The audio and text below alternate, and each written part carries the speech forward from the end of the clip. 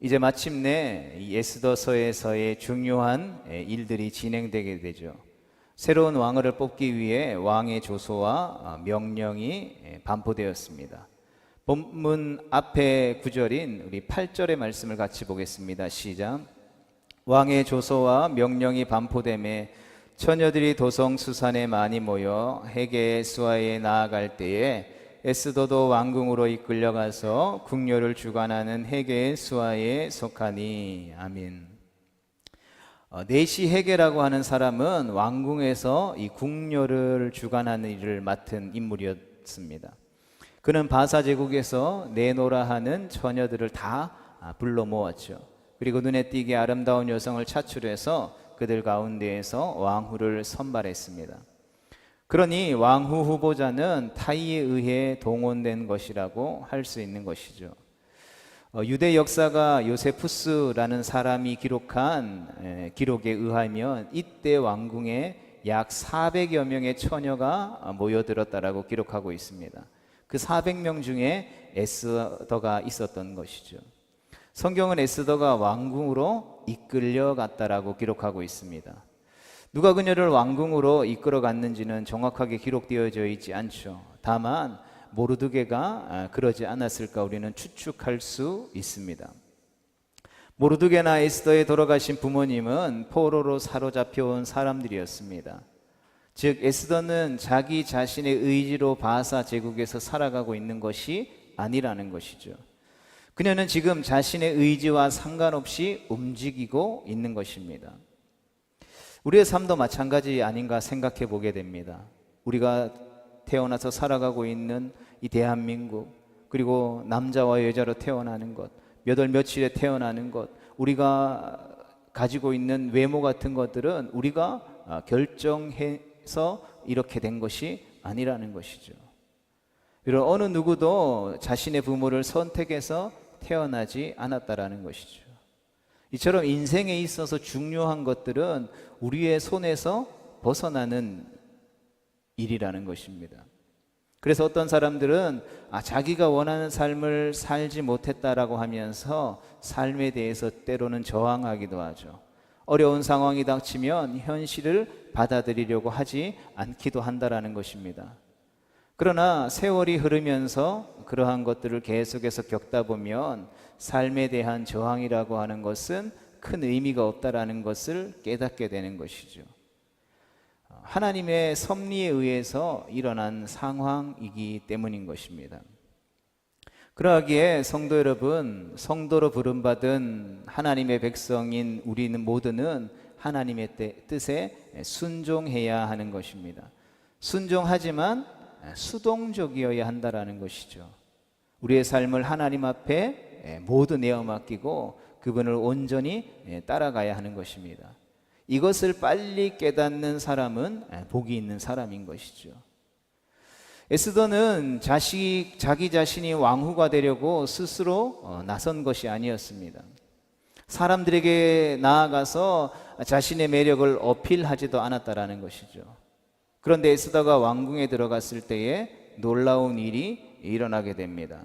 에스더가 그 궁녀들을 관장하는 헤게의 내시의 눈에 띈 것이죠. 에스더 2장 9절의 말씀을 같이 보겠습니다. 시작. 헤게가 이 처녀를 좋게 보고 은혜를 베풀어 몸을 정결하게 할 물품과 일용품을 곧 주며 또 왕궁에서 의뢰주는 7 궁녀를 주고 에스더와 그 궁녀들을 후궁 아름다운 처소로 옮기더라. 아멘. 내시 헤게는 에스더를 좋게 봐 주었습니다. 여러분, 좋게 보이려고 노력하는 것과 상대방이 좋게 봐주는 것은 엄연히 다른 것이죠.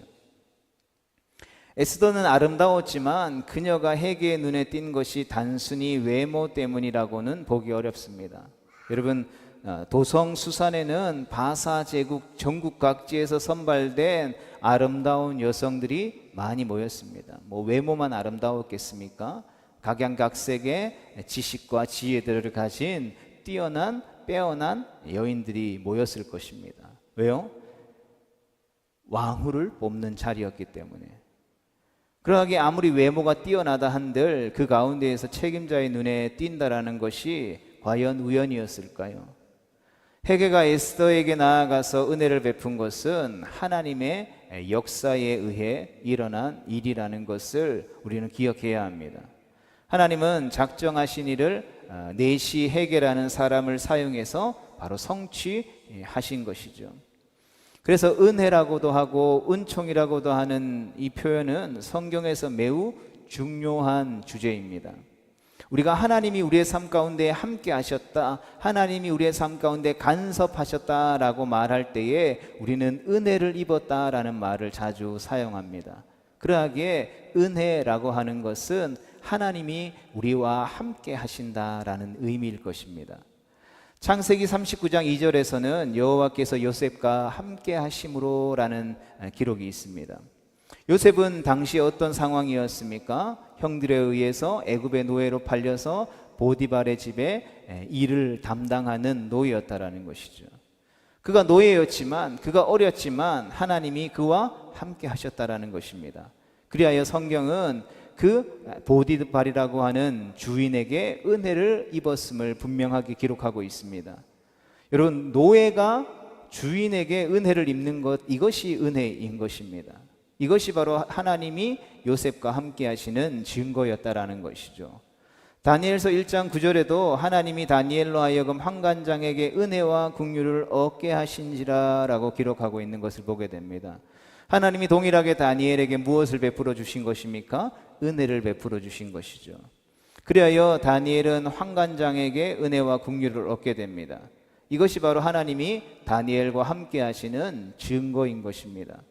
그러하기에 우리 인생에 있어서의 비밀은 바로 하나님의 은혜에 있다라는 것입니다. 하나님의 은혜를 경험하면 그러하기에 우리의 인생이 달라지는 것이죠. 와스디가 폐위되고 4년이라는 시간이 흘렀습니다. 그동안 새로운 왕후를 선택하는 일이 계속 미루어져 왔습니다. 역사가들에 의하면 와스디가 폐위되고 나서 3년이라는 시간 동안 바사 제국은 그리스와의 전쟁을 치렀고 나머지 1년 동안 새로운 왕후가 될 만한 처녀들을 선발하여 준비했다라고 하는 것이죠. 여러분, 그러나 이 시간은 에스더를 왕후로 세우기 위한 준비 시간이라고 할 수 있는 것입니다. 역사를 바라보는 관점이 그냥 단순히 세상 역사가 바라보는 관점과 하나님의 사람들이 역사를 바라보는 관점은 전혀 다르죠. 하나님은 늦지도 않고 빠르지도 않게 가장 정확무오한 때에 역사하신 것입니다. 에스더가 왕후가 되기까지는 수많은 일이 있었습니다. 그러나 시간은 하나의 방향, 하나의 목적을 향해서 흘렀던 것이죠. 그래서 우연처럼 보이는 일들이 겹쳐서 일어나게 되는 것입니다. 여기서 우리는 하나님의 손길을 볼 수 있어야 하는 것이죠. 도성수산에 모인 처녀들은 아하수에로 왕 앞에 나아가기 전에 1년이라는 준비 과정을 거쳐야 했습니다. 에스더서 2장 12절의 말씀 같이 보겠습니다.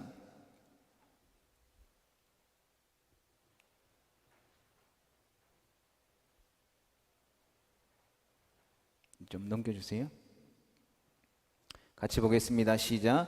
처녀마다 차례대로 아하수에로 왕에게 나아가기 전에 여자에 대하여 정한 규례대로 12달 동안을 행하되 6달은 몰약 기름을 쓰고 6달은 향품과 여자에게 쓰는 다른 물품을 써서 몸을 정결하게 하는 기한을 마치며. 아멘.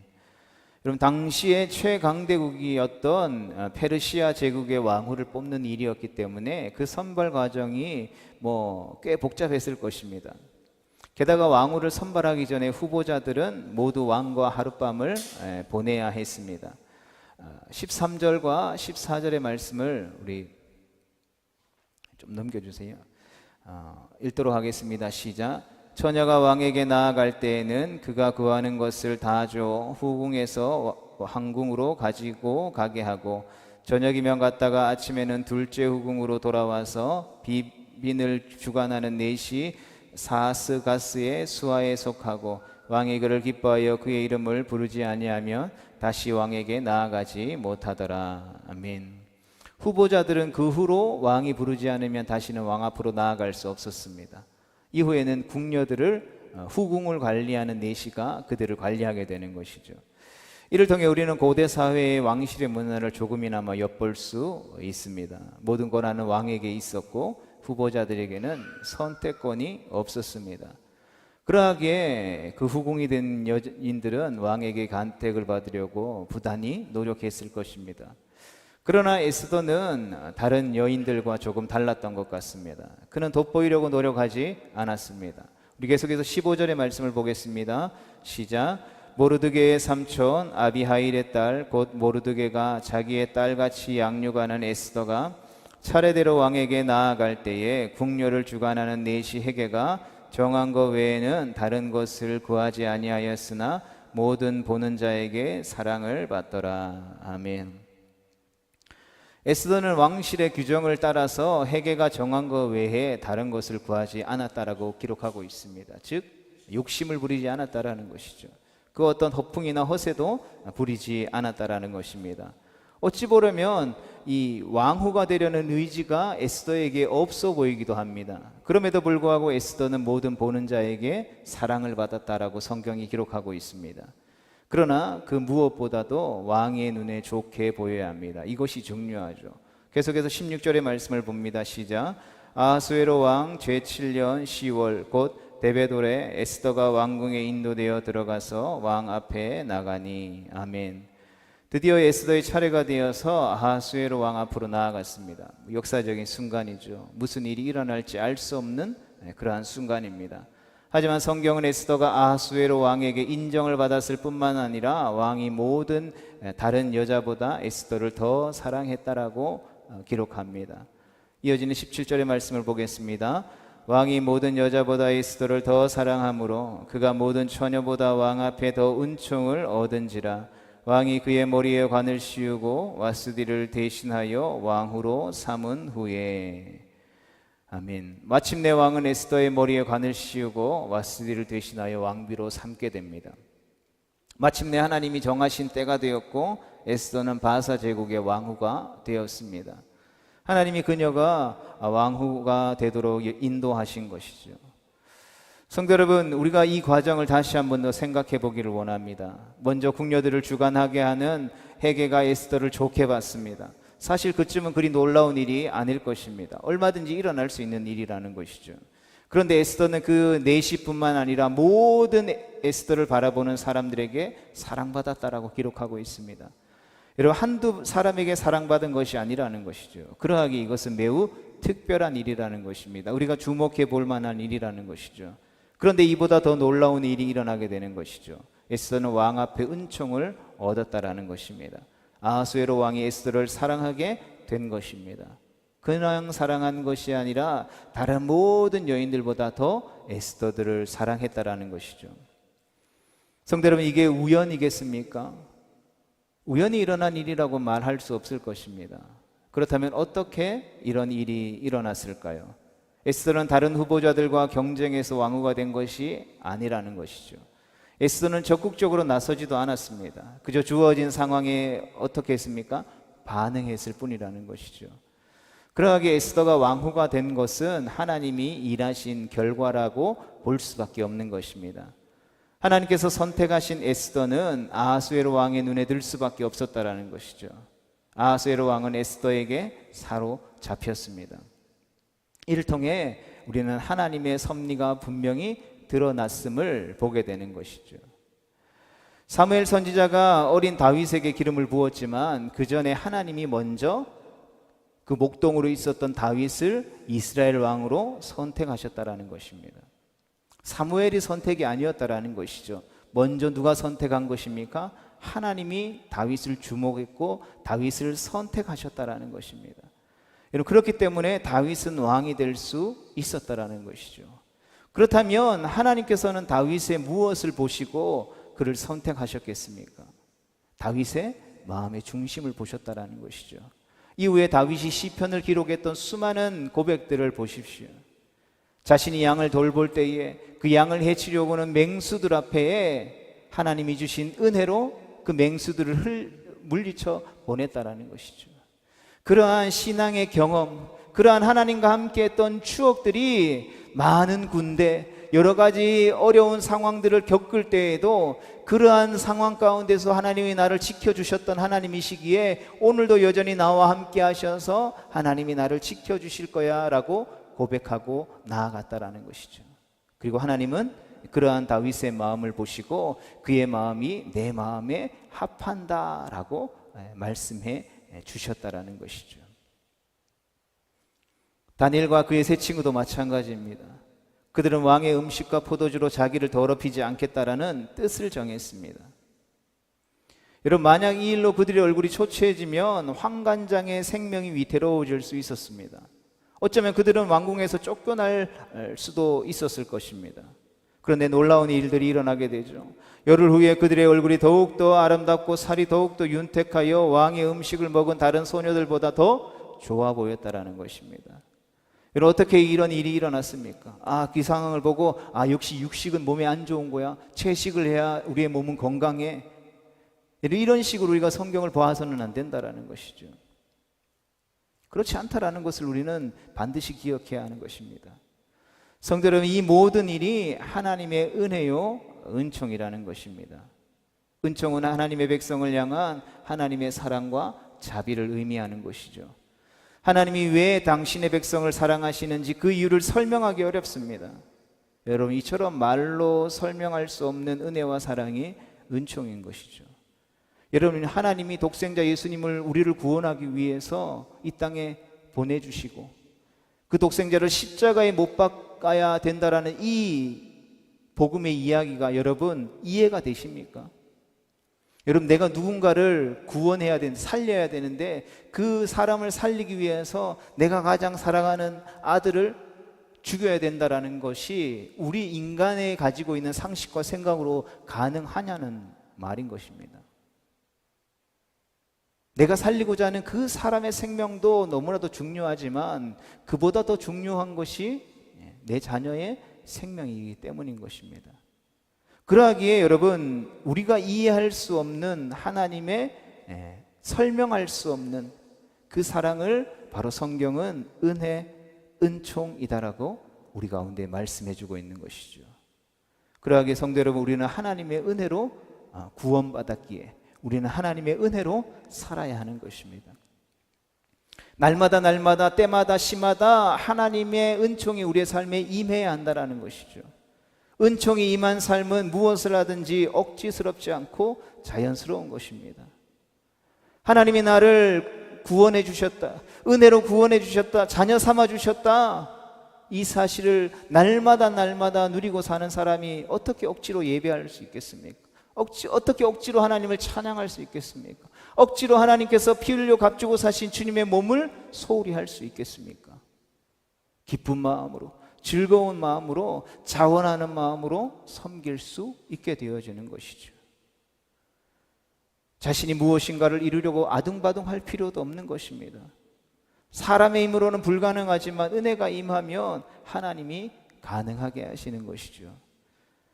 그러므로 하나님의 은총이 우리와 함께 해야 하는 것입니다. 하나님의 은혜로 사는 삶과 내 힘으로 살려고 애쓰는 삶은 여러분 근본적으로 다른 것이죠. 세상 사람들은 자신의 힘으로 모든 것을 획득하고 쟁취하려고 합니다. 그래서 악을 쓰고 삽니다. 누군가를 무너뜨리고 밟아 뭉개서 올라가야만 살 수 있다라고 생각합니다. 그러나 성도는 어떤 사람들입니까? 자기의 힘을 빼는 사람들이죠. 나의 힘을 빼고 하나님의 은혜와 하나님의 긍휼을 구하는 사람들인 것입니다. 노력만으로는 무엇인가를 이룰 수 없다라는 것을 아는 사람들인 것이죠. 하나님이 되게 하시는 삶이어야 한다라는 것을 깨달은 사람들이라는 것입니다. 그래서 성도의 삶 가운데는 하나님이 함께 하시는 증거가 삶에서 나타날 수 있어야 하는 것이죠. 넘겨주세요. 여러분, 포로의 고아라고 하는 인생의 가장 어찌 보면 그 당시에 누릴 수 있는 삶 중에서 밑바닥, 노예가 성행하던 시절에는 노예의 삶이었겠죠. 우리가 대한민국으로 치면 조선 시대에 그냥 물건처럼 취급받던 노비와 같은 그러한 밑바닥 인생에서 여러분, 당시 여인으로 오를 수 있는 권력의 가장 높은 곳에 오른 여인이 바로 에스더였다라는 것이죠. 노예의 신분에 있다가 조선시대에 뭐 왕비가 왕후가 되는 일이 여러분 가능한 일이겠습니까? 아무리 왕이 원한다 할지라도 불가능한 일이죠. 그러나 에스더는 광대한 영토를 가진 제국이자 거대한 바벨론 제국을 무너뜨린 페르시아의 왕후가 되었다라는 것입니다. 여러분, 유대인이라고 하는 이들은 미약하고 보잘것없는 전쟁 포로였습니다. 그들에게 상상할 수 없는 일이 일어난 것이죠. 에스더 자신에게 일어나설 수 없는 일이 일어나게 된 것입니다. 당시 에스더는 어린 여인이었습니다. 뭐 산전수전 다 겪은 그러한 여인이 아니었습니다. 세상 물정 모르는 그러한 어린 여인이었다라는 것이죠. 그래서 자칫하면 권력의 중심부에서 악한 자들의 겉모술수에 휘둘릴 수 있었습니다. 그래서인지 모르드게는 날마다 후궁 뜰 앞에를 왕래하면서 에스더 곁에 있어 주었다라고 성경 2장 11절에 기록하고 있죠. 여러분, 이를 통해 우리는 에스더와 모르드게의 관계가 얼마나 긴밀했는지를 알 수 있습니다. 그러다가 모르드게는 에스더의 미래를 생각하여 조심스럽게 조언하죠. 10절의 말씀을 같이 보겠습니다. 시작. 에스더가 자기 민족과 종족을 말하지 아니하니 이는 모르드게가 명령하여 말하지 말라 하였음이라. 아멘. 여러분, 페르시아 사람이 아닌 다른 민족 사람이 페르시아 제국의 왕후가 되는 것은 조심스러운 일이었습니다. 여러분, 만약 에스더가 전쟁 포로였던 보잘것없는 유다인임이 드러나면 얼마나 많은 시련과 아픔과 고통과 위험을 겪겠습니까? 그래서 모르드게는 에스더에게 자신의 국적과 배경을 말하지 말라고 한 것이죠. 에스더는 이러한 모르드게의 말에 순종했습니다. 물론 후에 에스더는 자기가 유다인이라는 사실을 드러내게 되죠. 사실 에스더가 바사 제국의 왕후가 된 것은 여러분 특권이 아니라 여러분 사명이었다는 것을 우리는 기억해야 합니다. 여러분, 어떤 사람들은 에스더가 차지하게 된 왕후 자리만을 생각하고 이 에스더서의 말씀을 어떤 한 여성의 성공담 정도로 여길지도 모르겠습니다. 그러나 에스더서는 세상 사람들의 성공담과는 다릅니다. 왜냐하면 성경은 인간의 성공담을 이야기하지 않기 때문인 것이죠. 여러분, 성경은 인간이 성공할 수 있다는 것을 결코 말하지 않는다는 것이죠. 성경이 말하는 성공과 세상이 말하는 성공이 다르기 때문인 것입니다. 성경은 철저하게 인간이 죄인인 것을 말해주죠. 하나님의 은혜가 아니면 결코 선을 행할 수 없는 존재라는 것을 분명하고도 명확하게 선언하고 있는 것입니다. 우리가 결코 잊지 말고 기억해야 할 것은 에스더가 왕후가 되려고 노력하지 않았다라는 것입니다. 이 모든 일은 하나님이 하신 것이라는 것이죠. 그리고 여기에는 분명한 목적과 이유가 있습니다. 에스더는 바사 제국의 왕후 자리를 얻었지만 왕후가 된 것에 도취될 수 없었습니다. 왜 그렇습니까? 이 아하수에로 왕은 이미 왕후를 폐위한 전력이 있다라는 것이죠. 그는 변덕스러운 사람이라 에스더는 왕의 마음을 헤아리기 힘들었을 것입니다. 우리가 살펴보고 있는 이 아하수에로 왕과 에스더가 왕비로 있는 이 왕궁 왕실화는 매우 혼란스러웠다라는 것이죠. 에스더는 앞으로 어떤 일이 일어날지 알 수 없었다라는 것입니다. 그러나 에스더의 어떠함과는 달리 그녀가 왕후가 된 것은 유다 역사에 있어서 매우 의미 있는 일이었습니다. 이 사건은 이방 땅에서 전쟁 포로로 위태롭게 살아가던 보잘것없는 유다인 공동체와 깊이 연결되어 있는 것입니다. 그러하기에 에스더는 그 자리에서 성공을 누릴 자리가 아니요 위기를 통과해야 하는 바로 사명의 자리에 있는 것이라는 것이죠. 성도 여러분, 오늘날 이 시대를 살아가는 우리도 마찬가지인 것 같습니다. 세상 한가운데 살아가는 우리의 삶을 하나님께서 형통하게 하시며 어떠한 위치 가운데로 인도하실 때가 있는 것입니다. 또한 나는 원하지 않았는데 하나님께서 우리 등을 떠밀어서 어떠한 자리로 나아가게 하실 때가 있다라는 것이죠. 우리는 본능적으로 세상 속에서 조금 소극적으로 살고 싶을 때가 있습니다. 직장 생활을 하거나 생업의 현장을 누리면서 적당히 직장 생활하면서 여유롭게 살고 싶을 때가 있다라는 것이죠. 큰 죄도 짓지 않고 큰 욕심 부리지 않고 그냥 평범하게 사는 삶에 만족하려고 합니다. 어쩌면 어린 시절 제가 꿈꿔왔던 인생도 이러한 인생이 아니었나 생각해 보게 됩니다. 매년마다 사골세를 살면서 이사 다녀야 되는 그 삶. 우리 집이 있었으면 좋겠다. 내가 큰 부자는 되지 않더라도 안정적인 직장이 있고 그 직장에서 월급 받아서 내 집을 마련해서 가족들과 함께 행복하게 살았으면 좋겠다.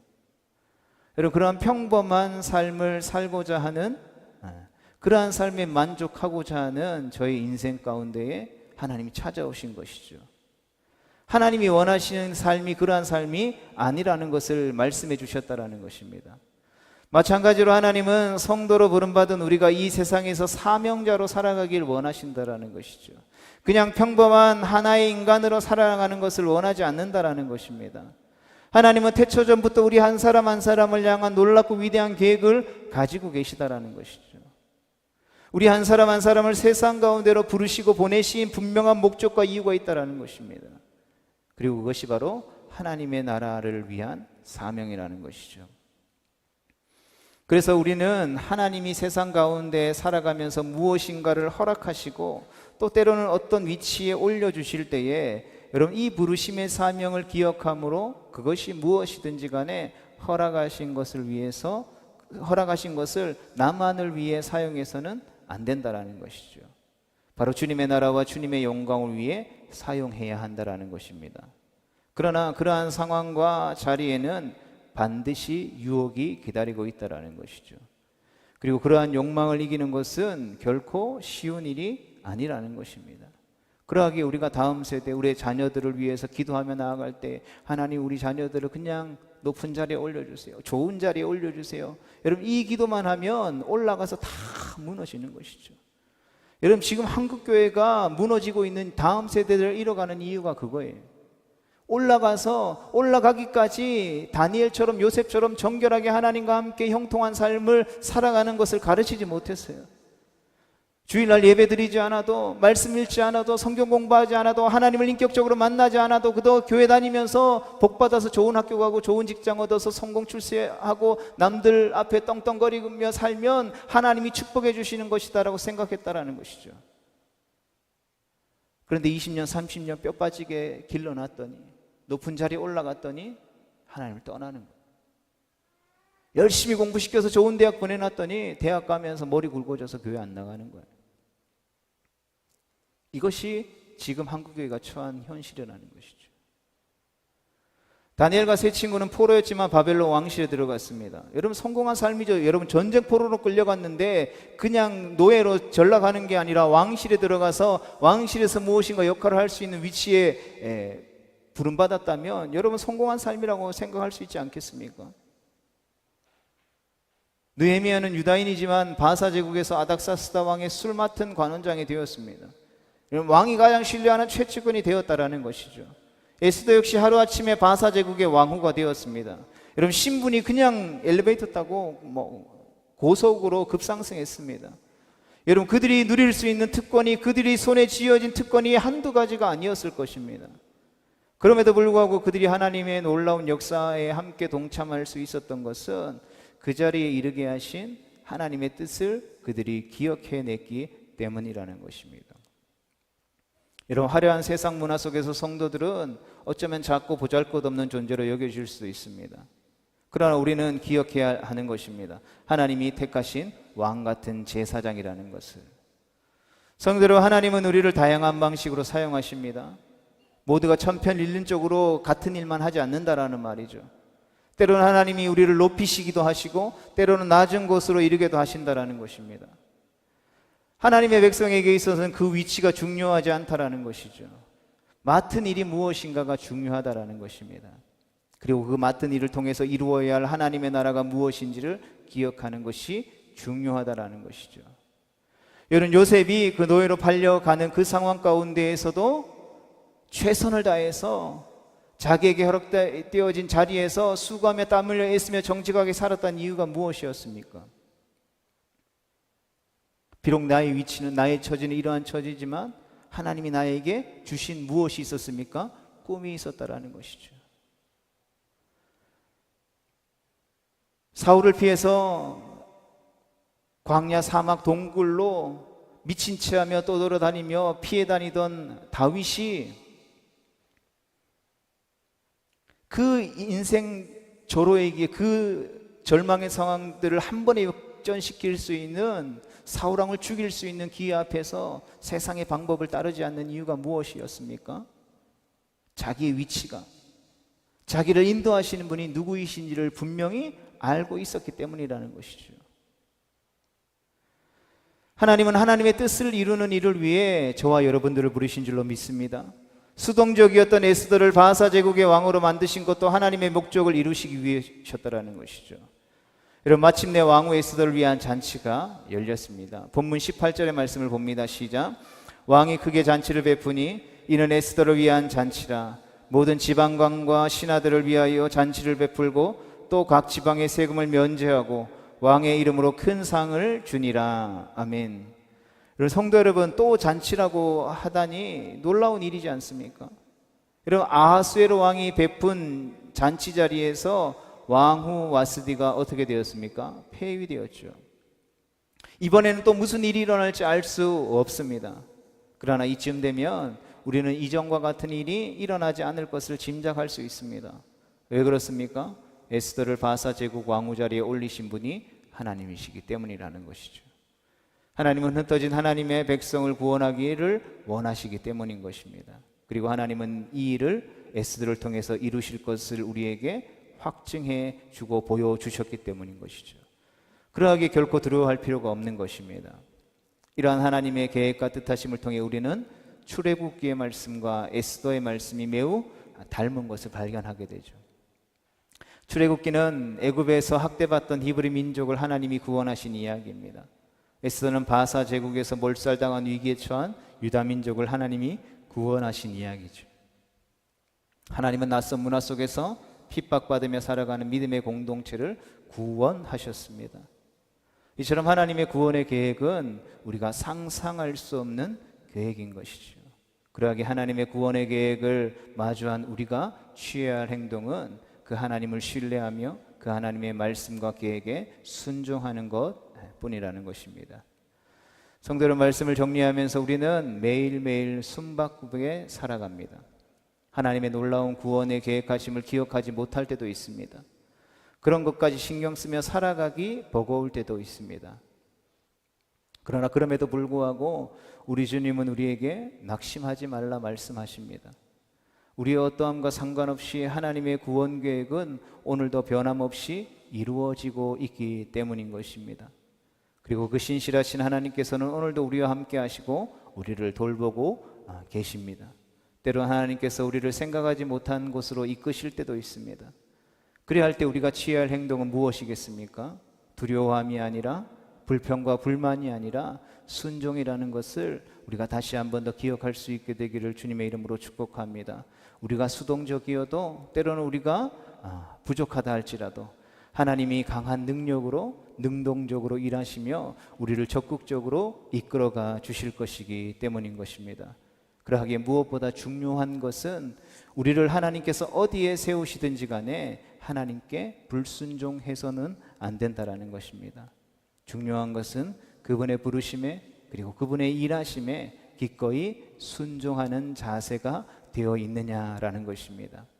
우리가 기꺼이 순종할 때, 그리할 때 하나님은 우리를 통해서 하나님의 놀랍고 위대한 구원의 역사들을 이루어 가실 것입니다. 하나님의 구원의 역사들을 펼쳐 가실 것입니다. 이 하나님의 역사 가운데에 쓰임받는 우리 모두가 되어질 수 있게 되기를, 이 산동교회가 되어질 수 있게 되기를 주님의 이름으로 축복합니다.